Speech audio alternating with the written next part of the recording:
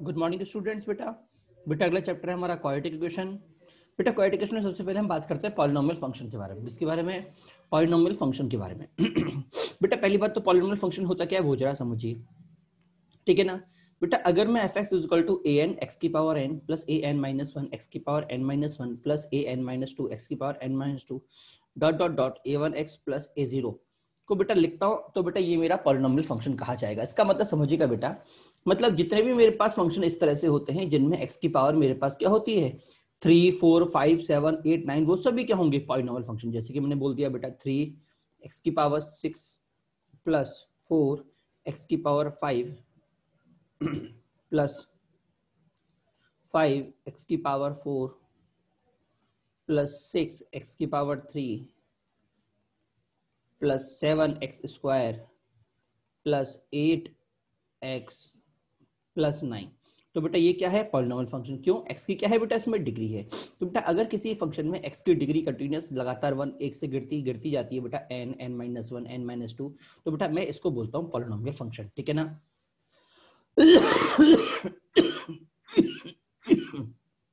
अब बेटा यहाँ पे जो काम की बात आती है, पहली बात तो बेटा जो मेरी हाईएस्ट डिग्री होती है, ये क्या होती है, जो मेरी हाईएस्ट डिग्री होती है इस पूरे फंक्शन में, जो मेरी हाईएस्ट डिग्री होती है बेटा एक्स की हाईएस्ट डिग्री एक्स होता है, उसको मैं बोलता हूँ बेटा क्या डिग्री ऑफ फंक्शन। जैसे अगर मेरे पास जैसे यहाँ पे देखे तो यहाँ पे डिग्री हाईएस्ट डिग्री कितनी है 6, तो बेटा इस फंक्शन की डिग्री कितनी होगी 6 होगी। ठीक है। दूसरा बेटा जो हाईएस्ट डिग्री टर्म के साथ जो कांस्टेंट मल्टीप्लाई होता है बेटा उसको मैं बोलता हूँ लीडिंग कोफिशिएंट। जैसे यहाँ पे मल्टीप्लाई हो रहा है 3, अगर मान लो बेटा यहाँ पे 3 ना होगी कुछ ना होता तो कोफिशिएंट कितना होता 1।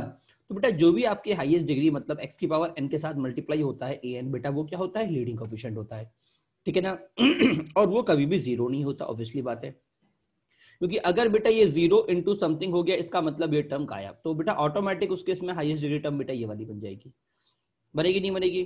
तो बेटा अगर मुझे इसको 6 डिग्री का मेंटेन रखना है तो बेटा इस 0 को हटाना पड़ेगा। क्लियर हुआ नहीं हुआ? दूसरे बेटा जो हमारे पास यहाँ पे होती है कि जितने भी मेरे पास a1 an an minus one जितने भी बेटा मेरे पास ये कोफिशिएंट्स होते हैं बेटा वो सभी रियल होते हैं। क्या होते हैं? रियल। ठीक है, पहला पॉइंट बेटा हमारा ये। दूसरा पॉइंट की बेटा मैं अगर बात करूं तो बेटा जितने भी आपके पॉलिनोमियल फंक्शन होते हैं बेटा वो एक तरह से केचुए जैसे होते हैं, जहां से काट दोगे वहीं से आपका नया बन जाएगा। आप जानते हो ना केचुआ, अगर उसे आप बीच में से काट देते हैं तो वहीं से वो 2 टुकड़ों में बढ़ जाता है, मतलब 2 केचुए बन जाते हैं एक की जगह। ठीक है, वही बेटा पॉलिनोमियल फंक्शन का हिसाब होता है। आप इस फंक्शन को कहीं से भी काट दो बेटा, कहीं से भी काट दो तो बेटा वहीं पे बेटा ये नया फंक्शन बन जाएगा। जैसे अगर मैं इसको यहाँ से काट दूं सिर्फ इतना छोड़ूं तो बेटा तो भी ये पॉलिनोमियल फंक्शन है, ठीक है ना। वो क्या होगा बेटा कांस्टेंट फंक्शन होगा।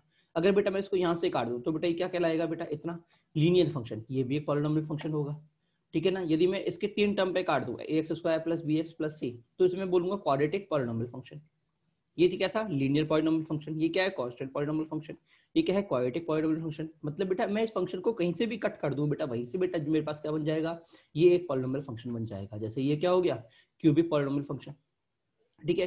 तो सर इसका मतलब ये कि आप कहीं से भी काट दो तो पॉलिनोमियल बन जाएगा? बिल्कुल बेटा बिल्कुल बन जाएगा। अच्छा, इसके अलावा बेटा अगर मैं चाहूं तो कहीं से भी इस पूरे फंक्शन में से रैंडमली 2 3 टर्म भी उठा लू ना, पहली टर्म ये, दूसरी टर्म ये, तीसरी टर्म ये, मान लो मैंने तीनों को उठा लिया और तीनों को उठा के एक साथ जोड़ लिया तो ही मैं बोलूंगा हाँ भाई ये पॉलिनोमियल फंक्शन है। जैसे मान लो ए एक्स क्यूब प्लस सी, ये अभी भी पॉलिनोमियल फंक्शन है बेटा। क्लियर हुआ? वैसे अगर मैं चाहूं तो अगर मैं बोलता हूँ एक्स की power 6 plus 4x square plus 3, अब ये क्या है बेटा, ये भी पॉलिनोमियल फंक्शन है, क्योंकि बेटा इसमें क्या है कि जो मेरी 5 की टर्म थी, 4 की टर्म थी, 3 की टर्म थी, उनके जो कोफिशिएंट है बेटा वो 0 हो गए।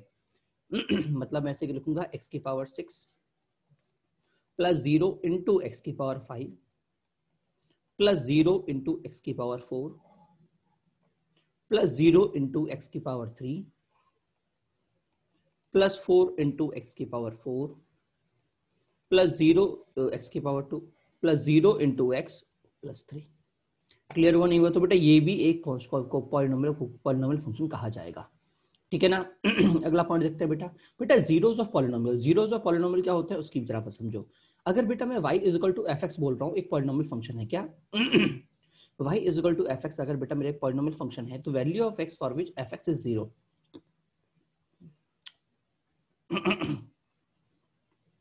मतलब बेटा अगर कोई पॉलिनोमियल फंक्शन x की वो वैल्यू जिसको अगर मैं पॉलिनोमियल फंक्शन में डालूं और बेटा फंक्शन मुझे 0 दे दे तो बेटा वो कहलाता है जीरोस ऑफ पॉलिनोमियल। जैसे कि अगर मैं एक क्वेश्चन लेता हूं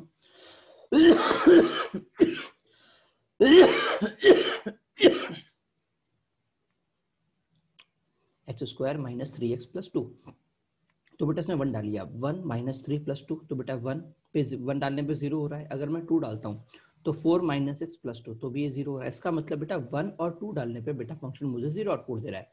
तो f1 is equal to f2 is equal to 0 है। ठीक है, तो x इज इक्वल टू 1 और 2 को बेटा मैं जीरोस ऑफ पॉलिनोमियल बोलूंगा। क्या क्लियर हुआ नहीं हुआ? Zeros of this polynomial. Clear? कौन सा पॉलिनोमियल? This polynomial. ठीक है, अब बेटा एक बात और समझना बेटा, इधर बेटा मैंने इसको fx मान के इसको वैल्यू निकाला था। ठीक है, अगर ये इक्वल टू fx ना होके इक्वल टू 0 होता, ax x² plus 3x plus 2 0 होता, तो बेटा मैं इसको बोलता रूट्स। ठीक है ना बेटा, पॉलिनोमियल फंक्शन और पॉलिनोमियल, हाँ, क्वाड्रेटिक इक्वेशन और क्वाड्रेटिक फंक्शन में बेटा यही डिफरेंस होता है। अगर मेरा फंक्शन बोल रहे हैं तो बेटा इज इक्वल टू वो fx होगा। ठीक है ना, और अगर इक्वेशन बोल रहा हूँ तो बेटा वो इक्वल टू 0 होगा। दोनों बातों में समझ में आया? अगर मैं फंक्शन बोल रहा हूँ तो वो इक्वल टू fx होगा, और अगर इक्वेशन बोल रहा हूँ तो वो इक्वल टू 0 होगा। ठीक है ना, और इसमें जो x की वो वैल्यू जब ये 0 देगा बेटा मैं उनको बोलूंगा रूट्स। क्या बोलूंगा? रूट्स। बात दोनों की एक ही बात है बट फंक्शन होने पे जीरोस बोला जाता है, इक्वेशन होने पे रूट्स बोला जाता है। ठीक है ना, अब सर फंक्शन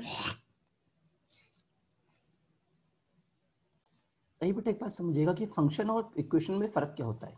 बेटा देखिए, फंक्शन का मतलब मैं ये फंक्शन बोल रहा हूँ, इसका मतलब मैं x को 0 भी डाल सकता हूँ, x को 1 भी डाल सकता हूँ, x को 2 भी डाल सकता हूँ, x को 3 भी डाल सकता हूँ, क्योंकि इज इक्वल टू fx से मेरी मर्जी, मैं जो x को चाहूँ वो डाल दूँ। जो मैं x को यहाँ पे डालूंगा वही मैं x को यहाँ पे डालूंगा बेटा, वही मेरा आउटपुट हो जाएगा। ठीक है ना, मान लो x को मैंने मेरा मन किया कि 0 डालने का, तो मैं x 0 डाल दूंगा, तो f0 is equal to 0 minus 0 plus 2। ठीक है, कोई दिक्कत नहीं, इधर मैं f को 0 डाल सकता हूँ, मुझे f0 मिल जाएगा जिसकी वैल्यू बेटा मेरी 2 होगी। अगर मान लो मेरा x की जगह 3 डालने का मन करा है तो ही मैं डाल सकता हूँ। 9 माइनस 6 प्लस 2 कितना हो गया? 5 हो गया, तो भी संभव है। क्लियर हुआ नहीं हुआ? तो वो क्या हो जाएगा? f3 हो जाएगा। ठीक है ना, तो बेटा इसके अंदर आप x की वैल्यू कुछ भी डाल सकते हैं, बट बेटा इधर आप x की वैल्यू कुछ भी नहीं डाल सकते। क्यों? क्योंकि बेटा इसने आउटपुट को प्री डिफाइन करके ऑलरेडी 0 कर दिया है कि भैया मुझे आउटपुट 0 ही चाहिए। अगर मैं x की जगह 0 डालूंगा तो क्या 2 इज इक्वल टू 0 होता है? क्या नहीं होता। तो बेटा इसके केस में आप सिर्फ x की दो वैल्यूज को ही डाल सकते हैं, 1 और 2। तो बेटा ये फर्क होता है पॉलिनोमियल फंक्शन में और पॉलिनोमियल इक्वेशन में। जो भी हम क्वाड्रेटिक का ग्राफ बनाते हैं, आपने देखा होगा पैराबोला ग्राफ बनता है मेरा क्वाड्रेटिक का ठीक है, ऐसा ग्राफ बनता है। ये बेटा जो ग्राफ बनता है बेटा वो क्वाड्रेटिक फंक्शन का बनता है, ना कि क्वाड्रेटिक इक्वेशन का। ठीक है ना, क्योंकि इक्वेशन के अंदर तो बेटा x की सिर्फ दो ही वैल्यू डाल सकता हूं मैं, 1 और 2। 1 के अलावा तो मैं कुछ और डाल ही नहीं सकता। ठीक है ना, तो बेटा ये जो ग्राफ होता है वो क्वाड्रेटिक फंक्शन का होता है। ठीक है, बट इसको समझने के लिए बेटा हम क्वाड्रेटिक इक्वेशन को समझने के लिए बेटा हम क्वाड्रेटिक फंक्शन के ग्राफ को एनालाइज करते हैं, जिससे कि हमारी ये वाली बात क्लियर हो सके। ठीक है, जैसे आपने देखा होगा हम बोलते हैं कि अगर, चलिए इसके बारे में हम आगे बात करेंगे। ठीक है, जैसे हम बोलते हैं कि भैया कोई भी अगर हम ग्राफ बना रहे हैं, अगर उस ग्राफ ने एक्सिस को कट कर गया 2 बार, ठीक है, तो बेटा मेरे इस इक्वेशन को, इसको मैं अगर क्वाड्रेटिक फंक्शन, क्वाड्रेटिक इक्वेशन बोल रहा हूँ और मैंने इसका ग्राफ बनाया, क्वाड्रेटिक फंक्शन का ग्राफ बनाया, अगर ये कट कर गया तो बेटा इसके सॉल्यूशन एग्जिस्ट करेंगे। मतलब मेरा क्वाड्रेटिक इक्वेशन कभी ना कभी 0 होगा, मेरी क्वाड्रेटिक इक्वेशन कभी ना कभी 0 होगी। इसका मतलब मेरे पास x की 2 डिफरेंट वैल्यूज निकल के आएंगी। ठीक है ना, बट अगर ये कट बिना कट किए निकल गया, इसका मतलब अगर मैं इस फंक्शन को कभी भी 0 इक्वल करूंगा तो मेरी x की कोई भी वैल्यूज निकल के नहीं आएंगी। इसका मतलब नो सॉल्यूशन हो जाएगा। यही आपने पढ़ा था, यहाँ पे पढ़ा था, ये वाला केस पढ़ा था आपने, d ग्रेटर देन 0 का 2 डिस्टिंक्ट रियल सॉल्यूशन, और बेटा ये आपने पढ़ा था लेस देन 0 का नो रियल सॉल्यूशन। क्या क्लियर हुआ नहीं हुआ? चलिए आगे बढ़ते हैं। अगला पॉइंट क्या है बेटा? 4th point, for cubic polynomial function of zeros are alpha beta gamma, the polynomial r fx is equal to a into x minus alpha x minus beta x minus gamma। बेटा काम की बात समझिएगा बेटा, अगर कभी भी एग्जामिनर आपसे पॉलिनोमियल फंक्शन बोलता है, ठीक है, तो बेटा आप उसे कभी भी इक्वल टू 0 नहीं करोगे, उसको fx मान के सॉल्व करोगे। ठीक है, और बेटा अगर आप उसे fx मान के सॉल्व कर रहे हो तो बेटा ऑलवेज a से मल्टीप्लाई होगा, a into x minus alpha x minus beta x minus gamma। ठीक है ना, वही बेटा अगर ये क्यूबिक इक्वेशन होती अगर ये क्यूबिक फंक्शन ना होगी, क्यूबिक इक्वेशन होती, तो बेटा fx की जगह बेटा इक्वल टू 0 होता। और इक्वल टू 0 होता तो बेटा a लिखने का कोई सेंस बनता ही नहीं, क्योंकि बेटा a मेरा कांस्टेंट है, वो बेटा 0 से डिवाइड होकर गायब हो जाता। तो बेटा ध्यान रखिएगा कि जब जब मैं फंक्शन लिखूंगा तो बेटा a से मल्टीप्लाई होगा, a into X minus alpha, x minus beta, x minus gamma. अगर मैंने इक्वेशन बोल दी तो बेटा इक्वल टू 0 हो जाएगा और बेटा a यहाँ से रिमूव हो जाएगा। ठीक है ना। चलिए अगला पॉइंट देखते हैं बेटा, फंडामेंटल थ्योरम ऑफ अलजेब्रा। बेटा फंडामेंटल थ्योरम ऑफ क्या बोलती है बेटा, बहुत इजी थ्योरम है। थ्योरम क्या बोलती है कि अगर कोई n डिग्री का पॉलिनोमियल है बेटा तो बेटा उसके n जीरोस होंगे। कितने जीरो होंगे बेटा, n जीरो होंगे। जैसे कि मैं बोलता हूं x माइनस 2 का whole square into X minus 3, तो बेटा यहाँ पे बेटा अगर मुझसे कोई जीरो पूछे तो बेटा मैं बोलूंगा इसके 3 जीरो होंगे। 2 तो हो गए 2, एक और 2 और बेटा एक हो गया 3। क्लियर हुआ नहीं हुआ? तो बेटा इसको बेटा मैं सिंगल सॉल्यूशन नहीं बोलूंगा, क्योंकि इसकी बेटा एक डिग्री 2 डिग्री है, इसका मतलब 2 सॉल्यूशन होंगे। दोनों सॉल्यूशन सेम है, मैं बोलूंगा 2 और 3। क्लियर हुआ नहीं हुआ? अब चलते हैं बेटा टाइप ऑफ पॉलिनोमियल पे। बेटा पॉलिनोमियल को हम जब हम उसकी टाइप्स में बांटते हैं बेटा, तो बेटा मेरे पास को बांटने के दो तरीके हैं। पहला on the basis of degree, दूसरा on the basis of number of term. बेटा अगर मैं नंबर ऑफ टर्म के अंदर इसको बांटता हूं तो बेटा सबसे पहले आता है बेटा मेरे पास मोनोमियल। बेटा देखो पॉलीटोमियल का मतलब क्या होता है, बहुत सारी टर्म है। पॉलिनोमियल का मतलब क्या होता है, पॉली मतलब बहुत सारी, ठीक है। मोनो का मतलब होता है सिंगल। तो बेटा अगर किसी भी फंक्शन में सिर्फ एक टर्म है तो बेटा मैं उसको बोलूंगा मोनोमियल। जैसे एक्स क्यूब हो गया, मोनोमियल है। या फिर मैंने बोला एक्स प्लस रूट 2x, तो दोनों में से एक्स कॉमन आ गया, तो बेटा ये भी एक टर्म है, ये भी बेटा मेरे पास क्या है, मोनोमियल है। क्लियर हुआ नहीं हुआ? दूसरा आता है बेटा बाइनोमियल। बाइनोमियल मतलब जिसमें बेटा दो टर्म होती हैं। जैसे x cube minus 3x square, कितनी टर्म्स है, 2 टर्म्स है। अगला ट्राइनोमियल, 3 टर्म्स वाला। क्लियर हुआ नहीं हुआ? तो बेटा एक डिफरेंशिएशन तो बेटा मेरे पास एक बेसिस तो बेटा ये होता है। दूसरा होता है बेटा डिग्री के बेसिस पे। डिग्री के बेसिस मतलब अगर बेटा मेरे पास फंक्शन की डिग्री अगर 0 है, मतलब कुछ नहीं है, सिर्फ a है, तो बेटा मैं इसको बोलूंगा कांस्टेंट फंक्शन f(x = a)। और बेटा ध्यान रखिएगा इसकी डिग्री को बेटा हम अनडिफाइंड बोलते हैं। कांस्टेंट फंक्शन की डिग्री क्या होती है, अनडिफाइंड होती है, 0 नहीं होती। लीनियर फंक्शन की डिग्री बेटा कितनी होती है, 1, ax + b। क्वाड्रेटिक फंक्शन की कितनी हो जाएगी बेटा, ax² + bx + c। डिग्री कितनी हो गई, 2। अब बेटा इधर मैं अगर बात करूं इसमें बेटा लीडिंग कोएफिशिएंट कौन सा है, इसका लीडिंग कोएफिशिएंट है बेटा a। अगर बेटा मैं a को 0 कर देता हूं तो बेटा ये वाला बिंदु गायब हो जाएगा, तो सिर्फ ये बचेगा। और बेटा ये क्या बच जाएगा बेटा, ये बच जाएगा लीनियर पॉलिनोमियल। तो बेटा ध्यान रखना, अगर क्वाड्रेटिक का a 0, इसका मतलब वो क्या बन गया, लीनियर पॉलिनोमियल बन गया। ठीक है। अगर बेटा मैं a को और c को दोनों को 0 कर दूं, मुझे क्या मिल गया, f(x = bx)। तो बेटा मैं इसको बोलूंगा odd polynomial, odd linear polynomial, क्योंकि बेटा इसमें x की डिग्री 1 है, ठीक है, और x की जितनी भी टर्म है बेटा उन सभी में बेटा ऑड डिग्री ही है, तो मैं बोलूंगा ऑड लीनियर पॉलिनोमियल। क्लियर ना? अगला क्यूबिक में 3 डिग्री है, बाई क्वाड्रेटिक में 4 डिग्री, और बेटा अगर 5 है तो बेटा मैं इसको बोलता हूँ क्विंटिक पॉलिनोमियल। क्या बोलता हूँ, क्विंटिक पॉलिनोमियल। कितनी डिग्री होती है, 5 डिग्री होती है, ठीक है। चलिए बेटा आते हैं क्वाड्रेटिक इक्वेशन के ऊपर, अपना अगला मेन टॉपिक। तो बेटा अगर मैं बोलता हूँ f(x = ax² + bx + c), ये क्या होगा, क्वाड्रेटिक फंक्शन होगा, ठीक है। और अगर बेटा मैं f(x) की जगह = 0 कर दूं तो बेटा ये बन जाएगा मेरा क्वाड्रेटिक इक्वेशन, ठीक है ना। अब बेटा बात करते हैं method of solving quadratic equation. Quadratic equation को सॉल्व करने के जो हमारे पास मेथड होता है वो कौन कौन से होते हैं बेटा। सबसे पहला मेथड होता है हमारे पास splitting middle term. Splitting middle term मतलब मिडिल टर्म को स्प्लिट कर देना। क्लियर हुआ नहीं हुआ? जैसे कि अगर मैं बोलता हूँ x² - 5x + 6, तो मैं क्या करूंगा, बीच वाले टर्म को तोड़ दूंगा किसमें, x² - 3x में, -2x में, +6 में। तो इसको बोलते हैं बेटा स्प्लिटिंग मिडिल टर्म। अब देखो यहाँ पहले में से कॉमन आ गया कितना, x, अंदर क्या बच गया, x - 3। बेटा दूसरे में से कॉमन आ गया 2, अंदर भी बच गया बेटा फिर से x - 3। x - 3 कॉमन मुझे क्या मिल गया, x - 3 और x - 2 = 0। तो बेटा मुझे x यहाँ से क्या मिल गया, बेटा मुझे x यहाँ से 2,3 मिल गया, ठीक है ना। हाँ जी, तो बेटा ये होता है बेटा स्प्लिटिंग मिडिल टर्म। क्या बोलते हैं बेटा इसको, स्प्लिटिंग मिडिल टर्म, ठीक है ना। अगला क्या होता है बेटा, कंप्लीटिंग स्क्वायर, ठीक है। और तीसरा होता है बेटा सीधराचार्य मेथड। सीधराचार्य बेटा सभी जानते हैं, सीधराचार्य कौन सा होता है बेटा, x = -b ± √d/2a। ये हमारा सीधराचार्य होता है बेटा। d क्या होता है बेटा, बेटा d मेरे पास हो जाता है b² - 4ac, ठीक है बेटा, ये सी ध्रुवाचार्य एक्चुअल में आया कहाँ से, अगर हम बात करते हैं, फॉर्मूला था तो बेटा एक्चुअल में हमारा बेसिक जो था बेटा वो था कंप्लीटिंग स्क्वायर। ठीक है, इसी के थ्रू बेटा हमने श्री ध्रुवाचार्य मेथड को फाइंड आउट किया था। ठीक है, अब इससे हमने कैसे किया वो आप समझिए। ठीक है ना। जैसे बेटा मैं लेता हूँ ax square plus B x plus C is equal to 0। तो बेटा क्या मैं पूरे में से कॉमन ले सकता हूँ, तो बेटा मैंने क्या लिया, इक्वल टू 0 है तो बेटा ए कॉमन मैं ले लिया, तो मुझे क्या मिल गया बेटा, ए कॉमन लेने पे बेटा मुझे x square b b by A x plus c by a. ठीक है बेटा, देखो यही फर्क होता है क्वाड्रेटिक और लीनियर में। क्वाड्रेटिक के अंदर आप ए को कॉमन लेके सीधा ऐसा कन्वर्ट कर सकते हो। ठीक है, बट सॉरी, क्वाड्रेटिक और क्वाड्रेटिक क्वेश्चन में और फंक्शन में, इक्वेशन में बेटा आप सीधे इसको ए को कॉमन लेके रिमूव कर सकते हो। ठीक है, बट अगर ये फंक्शन होता बेटा तो ये रिमूव नहीं रह जाता, रिमूव नहीं होता, मुझे बाहर ए को छोड़ना पड़ता, मुझे इस तरह से बाहर ए को छोड़ना पड़ता, जो मैं अभी 0 होने की वजह से बच गया। ठीक है, इसी वजह से बेटा क्वाड्रेटिक फंक्शन को लिखना होता है ना, तो बेटा मुझे ए को लिखना जरूरी होता है, बट क्वाड्रेटिक इक्वेशन में उसकी रिक्वायरमेंट नहीं होती। ठीक है, अच्छा। अब बेटा देखिए इधर आप समझिएगा, कभी भी बेटा आपको अगर क्वाड्रेटिक स्क्वायर बनाना है, अगर आपको कभी भी कंप्लीटिंग स्क्वायर फॉर्मूला मेथड सीखना है, तो बेटा सबसे बड़ी बात समझिएगा कि जो भी मेरा x है, ये एक्स स्क्वायर है, जो भी बेटा मेरा x है, उसके साथ जो बेटा मल्टीप्लाई हो रही है बेटा, उसका आधा करके, उसका हाफ करके सीधे यहाँ पे लिख दो x plus B upon 2a का होल स्क्वायर।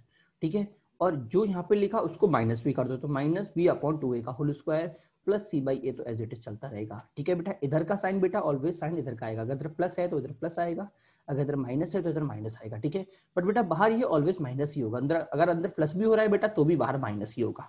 ठीक है ना, ये बात आप ध्यान रखिएगा। ठीक है, बस ये क्लियर हुआ नहीं हुआ, काम की बात वापस समझिए कि जो भी मेरा एक्स के साथ है उसका आधा मुझे इधर लिख देना है, साइन यही रहेगा, फिर माइनस में बी अपॉन जो यहाँ पे लिखा है उसका होल स्क्वायर माइनस में करना है, और प्लस 2 सी बाई ए जो यहाँ लिखा हुआ है वो यहाँ पे मेंटेन रहेगा।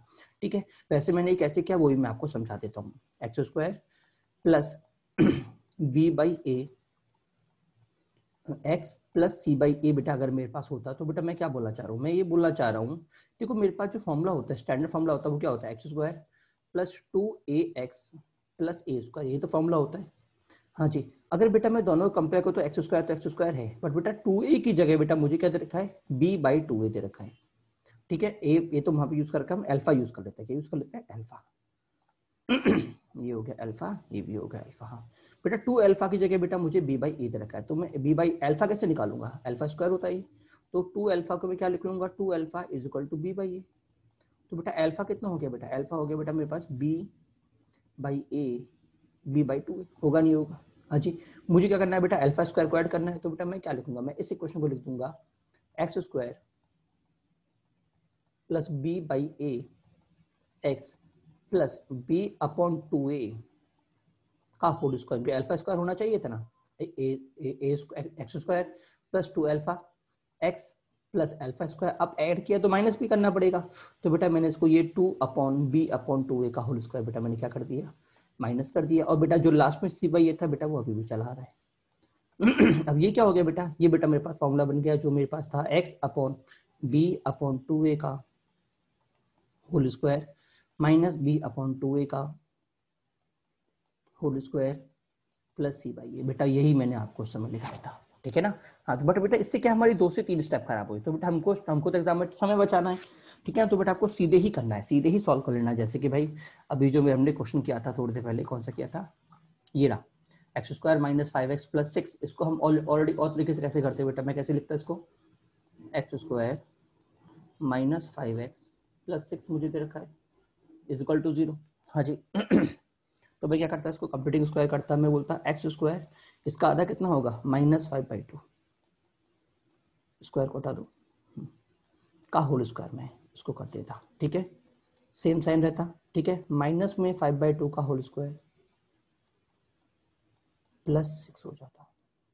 क्लियर हुआ नहीं हुआ, तो बेटा ये कितना आ गया, x माइनस 5/2 का होल स्क्वायर, बेटा यहाँ पे क्या मिल गया बेटा, यहाँ पे बेटा मुझे मिल गया 25 अपॉन 4 प्लस 6 मिलेगा, इज इक्वल टू 0 चल ही रहा है। ठीक है, तो बेटा यहाँ पे क्या मिल गया मुझे, x माइनस 5/2 का होल स्क्वायर माइनस बेटा जब मैं एलसीएम लूंगा तो मुझे क्या मिल जाएगा बेटा, मुझे एलसीएम मिल जाएगा 1/4, क्यों 4 इंटू 6 होता है बेटा 24, 25 माइनस 24 हो गया 1/4 इज इक्वल टू 0। ठीक है बेटा, क्या मैं 1/4 को 1/2 का होल स्क्वायर लिख सकता हूँ, हाँ जी, अब फैक्टर कर दूं, ए स्क्वायर माइनस बी स्क्वायर कितना होता है, ए प्लस बी, ए माइनस बी। तो बेटा मेरे पास क्या आ गया, ए प्लस बी में तो हो जाएगा ए माइनस 5/2 प्लस 1/2। ठीक है, दूसरा x माइनस 5/2 माइनस 1/2, होगा नहीं होगा। तो बेटा ये कितना आ गया, बेटा ये आ गया मेरे पास x माइनस 2, और बेटा यहाँ से कितना आ गया x minus 3 is equal to 0, x is equal to 2 मिल गया और x इज इक्वल टू 3 मिल गया। ये हो गया बेटा मेरा कंप्लीटिंग स्क्वायर फॉर्मूला। अब आप कहोगे इसमें तो बहुत लेंदी जा रहा है, तो बेटा बिल्कुल लेंदी जा रहा है। ठीक है, फिर से हमें यूज कहाँ करना है बेटा, बेटा आपको यूज ये कंप्लीटिंग स्क्वायर बेटा तब यूज करना है जब आपको इस फैक्टर करना आपके लिए टिपिकल हो, ठीक है, या फिर डी निकालना आपके लिए कॉम्प्लेक्स हो जाए। क्या निकालना, डी आपके लिए बहुत बड़ा निकलने जाए। जैसे मान लो अगर भाई मैं कोई क्वेश्चन ऐसे ले लेता हूँ, एक्स स्क्वायर माइनस, हाँ जी, माइनस में 12x प्लस 71 प्लस 71। अब बेटा अगर आप अब उसको मुझे निकालना है तो बेटा मेरे लिए डी निकालना बड़ा टिपिकल हो जाएगा, क्योंकि 12 का स्क्वायर प्लस 4 इंटू 71, फिर इसको सिंप्लीफाई करो, सॉल्व करो, फिर उसको x अगर आंसर निकालना है तो रूट डी करो। ठीक है, तो बेटा इस वाले केस में सॉल्व करने के लिए बेटा मेरे पास जो फॉर्मूला होता है कंप्लीटिंग स्क्वायर बेटा वो काफी बेटर रहता है। ठीक है, अब जरा समझिए मैं यहाँ पे क्या करूंगा। ठीक है, तो बेटा मेरे पास ये बन गया। बेटा अब मैं क्या कहना चाह रहा हूँ, अगर बेटा मैं इनको ये कितना हो जाएगा बेटा, ये हो जाएगा बेटा B square upon 4a square, squaring करूंगा एक स्क्वायर। ठीक है, अब बेटा अगर मैं दोनों तरफ एलसीएम लेता हूँ तो बेटा यहाँ पे क्या आ जाएगा, इधर आ जाएगा 4ac, एलसीएम लेने पे क्या आ जाएगा दोनों का, इधर आ जाएगा B square minus 4ac upon 4a square. बेटा पूरे टर्म को इधर भेज दूं, बेटा पूरी टर्म बेटा मैंने इधर भेज दी। ठीक है, अब बेटा मैंने इसको बेटा स्क्वायर के फॉर्म में लिख दी, दोनों तरफ स्क्वायर है, तो ये तो हो जाएगा रूट, रूट का स्क्वायर वही फंक्शन होता है। ठीक है, और बेटा 4a स्क्वायर बेटा मेरे पास हो जाएगा 2a। ठीक है ना, अगर बेटा अगर मैं ध्यान दूं बेटा, अब जैसे ही मैं स्क्वायर को हटाऊंगा तो बेटा हम जानते हैं स्क्वायर को रिमूव करने पे बेटा मेरे पास प्लस माइनस आता है, तो बेटा ये आ गया प्लस माइनस। ठीक है ना, और जो ध्यान से देखिएगा बी स्क्वायर माइनस 4 इसको बेटा हम मान के जानते हैं डी मानते हैं, तो बेटा ये हो गया डी। ठीक है, अब बेटा इधर क्या चल रहा है, एक्स प्लस इसको सुन लीजिएगा, यहाँ पे चल रहा है बेटा X plus B upon 2a, X plus B upon 2a, ये रहा x upon B upon 2a, इधर भी x plus B upon 2a, इसको सुधार लीजिएगा x plus B upon 2a। ठीक है, इधर भी बेटा x plus B upon 2a चल रहा है। ठीक है, तो बेटा यहाँ से मेरा x कितना आ गया, ये उधर भागेगा, तो बेटा उधर भागने पे दोनों का 2a सेम, तो दोनों का 2a सेम हो गया, तो मुझे क्या मिल गया x equal to minus B plus minus root T. और बेटा यही हमारा सीधी तरह चाह रहा फॉर्मूला था। क्या सभी को समझ में नहीं आया? ठीक है, जैसे अगला क्वेश्चन देखिए, x square plus 5x plus 6, तो क्या करूंगा x प्लस 7/2 का होल स्क्वायर माइनस 7/2 का होल स्क्वायर प्लस 6। ठीक है ना, इस तरह तोड़ दिया। ठीक है ना, चलिए एक क्वेश्चन हम और करते हैं, 2x square plus 15x plus 5 is equal to 0, 2 common ले लिया, x square plus 13/2x plus 5/2, squaring कर दी। मैंने कहा ना इसका आधा लिख लीजिए, जो भी इसका आधा है तो मैं क्या बोलूंगा x प्लस 13/4, इसका आधा का होल स्क्वायर माइनस 13/4 का होल स्क्वायर प्लस 5/2। ठीक है ना, इससे क्या हो जाएगा, इसका आधा दैट इज 7/2 का होल स्क्वायर माइनस में 7/2 का whole square plus 9 as it is. Clear हुआ नहीं हुआ? हाँ जी, अब बेटा देखिए स्क्वायर रूट के अंदर अगर ये आ रहा है तो जरा समझिएगा, अगर एक्स स्क्वायर मेरा नेगेटिव हो जाता है तो करने के स्टैंडर्ड तरीका तो क्या होगा, माइनस पहले कॉमन लें फिर सॉल्व करें। ठीक है, बट बेटा आप इसको डायरेक्ट करने का तरीका सीखिए, क्या करोगे इसका आधा कितना होगा, इसका आधा होगा 1/2, तो 1/2 का होल स्क्वायर माइनस में x माइनस 1 वो x माइनस 1/2 का होल स्क्वायर इसका आधा 1/2 का होल स्क्वायर माइनस में, क्योंकि ये माइनस है तो माइनस में x माइनस 1/2 का होल स्क्वायर। अच्छा इसका कैसे होगा, इसका कैसे होगा बेटा 13/2 का होल स्क्वायर माइनस में x माइनस 13/2 का होल स्क्वायर। ठीक है ना, हाँ अब सर बेटा 3x सर इसमें अगर 3 से मल्टीप्लाई कर दूं तो बेटा पहले ही बेटा मैंने आपसे क्या कहा था, सभी क्वेश्चन में बेटा मैंने x की पावर को 1 किया था, तो पहले रूट 3 कॉमन ले लूं, तो root 13/3x minus x square क्या हो जाएगा बेटा, इसका आधा 13/6 का होल स्क्वायर माइनस में x माइनस 13/6 का होल स्क्वायर। ठीक है ना, अगर सर 3 टर्म होते तो नेगेटिव होता तो बेटा पहले नेगेटिव कॉमन लो, अब बेटा आपको नेगेटिव कॉमन लेना पड़ेगा जिससे कि मिस्टेक आपकी बच सके। ठीक है वैसे आपको मैं यहाँ पे एक ट्रिक बता दूं कि अगर मेरा एक्स स्क्वायर और एक्स का साइन चेंज है, ट्रिक क्या होती है हमारे पास सीधी, अगर मैं यहाँ से ट्रिक से भी करना चाहूँ तो भी आप बच सकते हो। अगर एक्स स्क्वायर और एक्स का साइन सेम है बेटा तो बेटा अंदर आता है क्या बोलते हैं पॉजिटिव, और अगर दोनों का साइन डिफरेंट है तो बेटा अंदर आता है नेगेटिव। ठीक है ना, जैसे अगर मैं इसको दोनों का साइन सेम है तो अंदर क्या आएगा, पॉजिटिव आएगा। ठीक है, सीधे अगर मैं लिखना चाहूँ तो मैं कैसे लिखूंगा, मैं ऐसे लिखूंगा रूट के अंदर सीधे लिखना चाहूँ 7 तो भाई मेरे पास है ये। ठीक है, प्लस में क्या होगा 5/2 का होल स्क्वायर, हाँ जी, और माइनस में कितना हो जाएगा x माइनस x दोनों का साइन सेम है तो प्लस आएगा, x प्लस 5/2 का होल स्क्वायर। बेटा ये मेरा फॉर्मूला बन जाएगा। देखो हमने सिंप्लीफाई किया तो ये मेरा फॉर्मूला बना था, यही हमारा, ये मैंने निकाला है। हमने कैसे निकाला है, पहले माइनस कॉमन ले लो, माइनस कॉमन ले लिया, अब इसका फॉर्मूला बनाओ तो x प्लस 5/2 का होल स्क्वायर माइनस में 5/2 का होल स्क्वायर माइनस में 7 होगा। अब इसे वापस ओपन कर दो, ये आंसर आ गया। ठीक है, तो चाहो तो आप ऐसे भी कर सकते हो, चाहो तो एक कॉन्सेप्ट भी याद रख सकते हो कि अगर दोनों का साइन सेम है तो अंदर प्लस आएगा, दोनों प्लस होते तो भी प्लस होता, दोनों माइनस होते तो भी प्लस होता। ठीक है ना। चलिए अगली हेडिंग है बेटा nature of fruit. Nature of fruit, nature of fruit की बेटा मैं अगर बात करूं, देखो सिंपल सा पहले आपको क्वेश्चन में दे रहा हूं, X square plus iota X minus 8 is equal to 0। तो बेटा डी कितना आएगा, बेटा हम जानते हैं बेटा डी होता है B square minus 4ac, that is iota square minus 4 into minus 8। तो बेटा ये कितना आ गया, -1 प्लस 32 दैट इज 31। डी बेटा मेरे पास कितना आया, पॉजिटिव। ठीक है, अब बेटा अगर मैं इसका आंसर निकालता हूं तो आंसर कितना होता है हम जानते हैं, minus B that is minus iota plus minus root 31/2। अब बेटा अगर मैं इसको देखूं तो क्या फंक्शन में आंसर में आयोटा है, क्या बिल्कुल आयोटा है। इसका मतलब जो भी इसका सॉल्यूशन है बेटा वो रियल सॉल्यूशन नहीं है। और हम जानते हैं जब मेरा D less than 0 greater than 0 होता है तो बेटा मेरे दोनों सॉल्यूशन रियल आते हैं। इमेजिनरी कब आते हैं, डी लेस देन 0 होने पे। अब देखो इस केस में बेटा मेरा डी ग्रेटर देन 0 है, उसके बावजूद बेटा मेरा आंसर रियल नहीं आ रहा। ठीक है ना, इसका मतलब जो भी हमने ये पढ़ा था कि भैया डी वाला कॉन्सेप्ट बेटा वो अकेला कॉन्सेप्ट काफी नहीं था। अब मैं अकेला डी ग्रेटर देन 0 बोलता हूं तो बेटा वो अकेली कंडीशन आंसर के बारे में बोलने के लिए सफिशिएंट नहीं है। क्लियर हुआ नहीं हुआ, तो फिर तो सर रियल कंडीशन क्या है बेटा, बेटा रियल कंडीशन है कि एबीसी तीनों मेरे रेशनल होने चाहिए। ये बात ध्यान रखिएगा, ABC are rational and D greater than 0, तो मैं बोलूंगा कि भैया फंक्शन जो मेरे पास है उसके रूट्स ऑलवेज क्या आएंगे, ग्रेटर देन 0 आएंगे, मतलब रियल आएंगे। ठीक है, तो बेटा जो भी हम केस डिस्कस करेंगे बेटा उन सभी केस में बेटा एबीसी को रियल लेके ही सॉल्व करेंगे क्वाड्रेटिक के अंदर। ठीक है, नहीं तो फिर वो कॉम्प्लेक्स में चला जाएगा, ax square plus bx plus c, तो एबीसी बिलोंग्स टू आर। ठीक है ना, तो बेटा a comma b comma c तीनों क्या हो गए, बिलोंग्स टू रेशनल नंबर हो गए। ठीक है, अगला देखिए बेटा अगर हम बात करते हैं d, बेटा देखो d के बेटा मेरे पास तीन केसेस होते हैं, पहला d इक्वल टू 0, दूसरा d ग्रेटर देन 0, तीसरा बेटा d less than 0। d equal to 0, d greater than 0, d less than 0। ठीक है ना क्या क्लियर हुआ नहीं हो, तो बेटा अगर मेरा d इक्वल टू 0 है तो जरा पहली बात समझिएगा, अगर बेटा मैं d इक्वल टू 0 तो बेटा d इक्वल टू 0 में बेटा मेरे दोनों रूट्स आते हैं क्या, रियल आते हैं। ठीक है, रियल के अलावा बेटा आप कॉमनली इक्वल रूट्स बोलते हैं, बट बेटा इसके अलावा बेटा इसको कोइंसिडेंस रूट भी बोला जाता है, आपको नाम पता होना चाहिए। रिपीटेड रूट भी बोला जाता है, तीनों नाम बेटा इसी के ही हैं। ठीक है, दूसरा बेटा क्वाड्रेटिक इक्वेशन हाँ बेटा ध्यान रखिए, क्वाड्रेटिक इक्वेशन अगर मेरा डी 0 है तो बेटा वो परफेक्ट स्क्वायर होती है। क्या होती है, परफेक्ट स्क्वायर होती है। क्योंकि अब आप सोचो हमने जो यहाँ पे फैक्टर किया था, स्क्वायर फॉर्मेशन किया था, ये मेरी इक्वेशन बनी थी। अगर बेटा मैं इसको डी को 0 कर दूं, इसका मतलब ये पूरा 0 हो गया, होगा नहीं होगा, हाँ जी होगा, मतलब मुझे यहाँ पे क्या मिल जाएगा, परफेक्ट स्क्वायर मिल जाएगा। ठीक है, और वो क्या मिलेगा बेटा, वो मिलेगा x plus B upon 2a का होल स्क्वायर। ठीक है, इसको बेटा इसको सीधे कई बार हम यूज कर लेते हैं। मान लो आपको इक्वेशन दे दिया px square plus qx plus r is equal to 0 और एग्जामिनर बोल रहा है कि भैया मेरा d 0 है, तो बेटा d 0 होने का मतलब परफेक्ट स्क्वायर है। ठीक है ना, तो बेटा मैं सीधे बोल दूंगा कि भैया ये इक्वेशन किसके बराबर है, बेटा ये इक्वेशन है बेटा x plus p upon a और b अपॉन 2b, तो b कितना है बेटा q और 2 b अपॉन 2a और a कितना है बेटा 2p। तो बेटा इसका मतलब ये इक्वेशन सीधे मैं बोल दूंगा x plus p upon 2p का whole square is equal to 0 है। क्लियर हुआ नहीं हुआ, कि वैसे अगर आप सॉल्व करते तो सारे कंडीशन यूज करनी पड़ेगी तब आपका फाइनल में आंसर ही आता। ठीक है ना हाँ ठीक है, तो सीधे याद रखिए, सीधे याद रखिए ये चीज।